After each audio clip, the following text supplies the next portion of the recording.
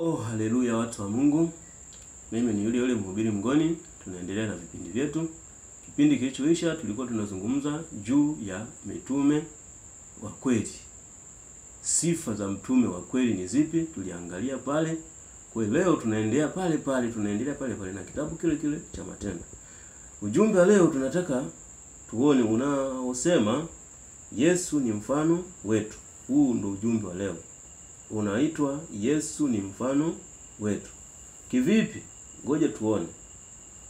Ujumbe wetu unahusu maisha ya huduma ya Yesu Kristo aliye kiunganishi.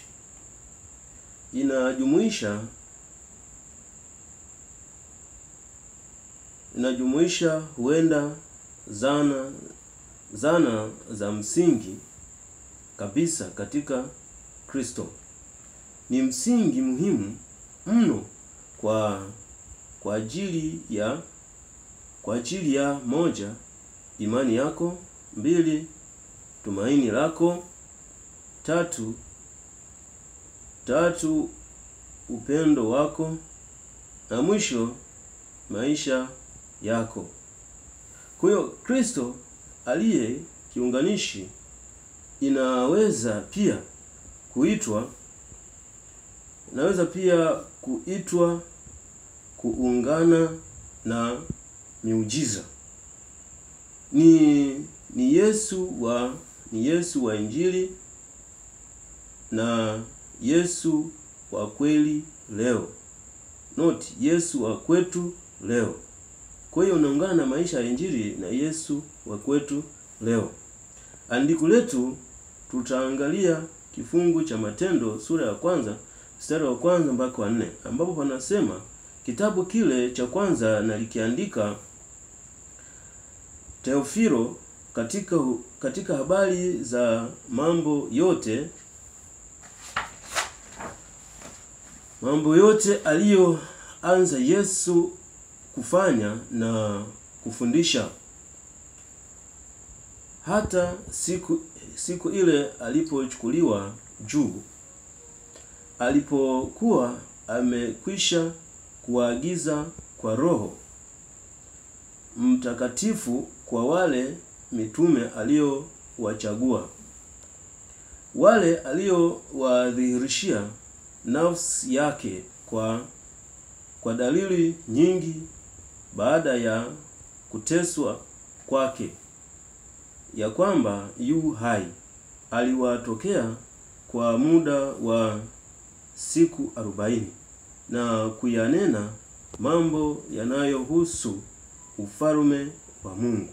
Hata alipokuwa amekutana nao, aliwaagiza wasitoke Yerusalemu, bali waingoje ahadi ya Baba, ambayo mlisikia habari zake kwangu. Amina watu wa Mungu.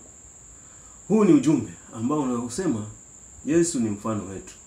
Tunaposema Yesu ni mfano wetu, kwamba Yesu aliwazidishia mitume kwa dalili nyingi. Kwa hiyo hata tulipokuwa tumezungumza habari ya sifa ya mtu kuwa mtume, ndo sawa na kusema udhihirisho wa Yesu Kristo katika maisha yetu. Kwa hiyo leo Yesu Kristo anadhihirika kwetu kwa mambo mengi. Kifo chake, mateso yake.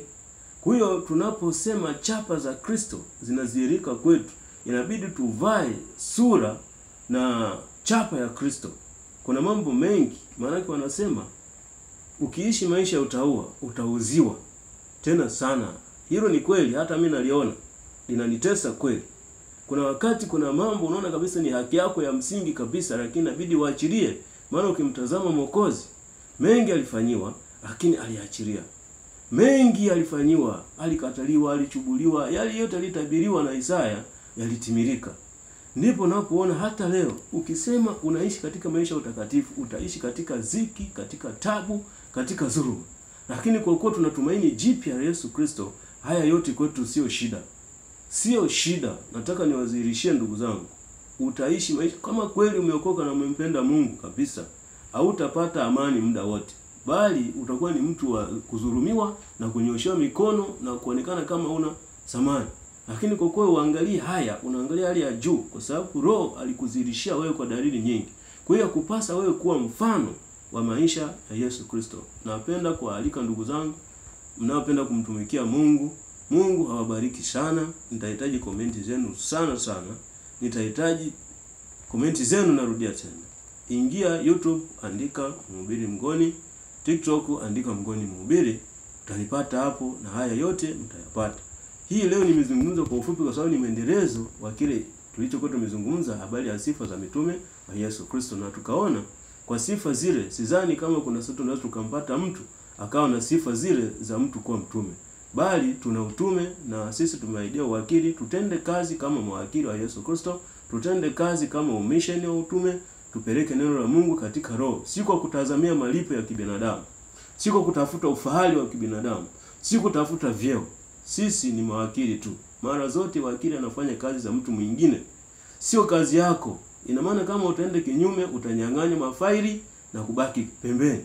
Ndivyo ilivyo. Siku ile Yesu atatukataa wengi, atasema sikuwajua nini, ondokeni kwangu. Na wakati huku sisi tunajiita ni watumishi wakubwa, ni wahubiri wakubwa, lakini ile siku Yesu anatukataa. Ni aibu kubwa sana hii. Ndugu zangu, Mungu hajanileta kwa bahati mbaya kwa majira na wakati huu.